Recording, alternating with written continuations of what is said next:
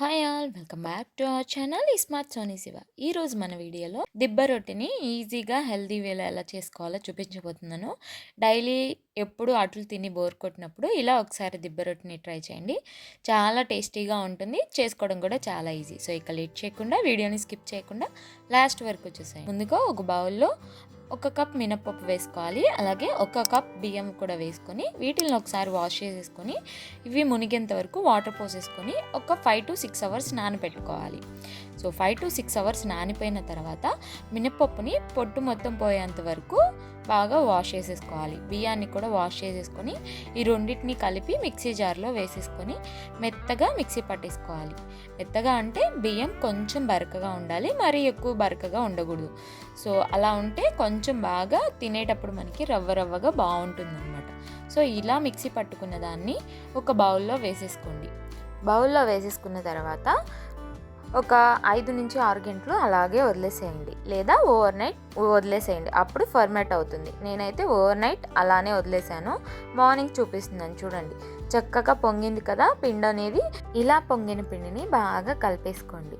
కలిపేసుకున్న తర్వాత దీంట్లోకి వాటర్ వేసుకొని అంతా బాగా కలిపేసుకోవాలి. మరీ థిక్ కన్సిస్టెన్సీ ఉండకూడదు, అలా అని మరీ లూజ్గా ఉండకూడదు. దోశ బ్యాటర్ కన్నా ఇంకొంచెం థిక్గా ఉండాలి. ఇప్పుడు దీంట్లో టేస్ట్కి సరిపడినంత సాల్ట్, అలాగే 1 టేబుల్ స్పూన్ జీలకర్ర వేసుకొని మళ్ళీ ఒకసారి మొత్తాన్ని మిక్స్ చేసుకోండి. ఇప్పుడు దీంట్లోకి సన్నగా కట్ చేసుకున్న ఆనియన్స్ని వేసుకోండి. తర్వాత సన్నగా తురుముకున్న క్యారెట్, అలాగే సన్నగా చాప్ చేసుకున్న కొత్తిమీరను వేసుకోండి.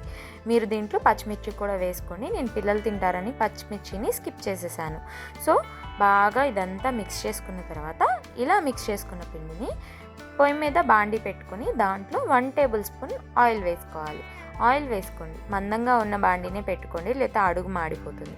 ఇప్పుడు 2 గరిటెల దాకా పిండి వేసుకొని కొంచెం అలా స్ప్రెడ్ చేయండి. ఈ దిబ్బ రొట్టె వచ్చేసి మందంగానే ఉండాలండి. సో ఇప్పుడు మూత పెట్టేసి 5 మినిట్స్ లో ఫ్లేమ్లో బాగా కుక్ అవ్వనివ్వండి.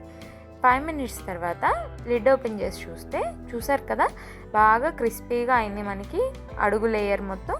సో ఇప్పుడు దీన్ని టర్న్ చేసుకొని నిదానంగా టర్న్ చేసుకోండి. టర్న్ చేసుకొని ఇప్పుడు మళ్ళీ మూత పెట్టేసుకొని మళ్ళీ ఒక 1 మినిట్ కుక్ చేసుకోండి. ఇలా కుక్ అయిన దాన్ని తీసేసుకొని ప్లేట్లోకి సర్వ్ చేసుకోవడమే. చాలా అంటే చాలా బాగుంటుందండి. దీనికి ఏ చట్నీ కూడా అవసరం లేదు, ఇలాగే తినేయచ్చు. మీకు ఇష్టమైతే పల్లి చట్నీతో కానీ కొబ్బరి చట్నీతో కానీ సర్వ్ చేసుకోవచ్చు. మీకు ఎన్ని కావాలో అన్ని దిబ్బ రొట్టెలు వేసేసుకోవచ్చు. మీరు పిండి కనుక పులియబెట్టడం ఇష్టం లేకపోతే అప్పటికప్పుడు ఫ్రెష్గా అయినా యూజ్ చేసుకోవచ్చు. అప్పుడు కొంచెం సోడా ఉప్పు వాడుకోండి, సరిపోతుంది. సో ఈ రెసిపీని ట్రై చేసి మీకు ఎలా వచ్చిందో నాతో షేర్ చేసుకోవడం మర్చిపోవద్దు. వీడియో నచ్చితే లైక్ చేయండి, మీ ఫ్రెండ్స్ అండ్ ఫ్యామిలీ రిలేటివ్స్కి షేర్ చేయండి, సబ్స్క్రైబ్ కూడా చేయండి. ఈ దిబ్బ రొట్టెని సిమ్లో పెట్టుకొని కాల్చుకోవాలి, లేకపోతే పైన కలర్ వచ్చేస్తుంది, లోపల పచ్చి పచ్చిగా ఉండిపోతుంది. సో అందుకని సిమ్లో పెట్టుకొని నిదానంగా ఫ్రై చేసుకోండి. నేను వీడియోలో చూపిస్తున్నాను కదా, చూసారు కదా, పై లేయర్ అంతా క్రిస్పీగా, లోపలంతా సాఫ్ట్గా, చాలా టేస్టీగా ఉంటుంది. సో ఇంతే ఈ వీడియో. నెక్స్ట్ వీడియోలో కలుద్దాం. Bye all.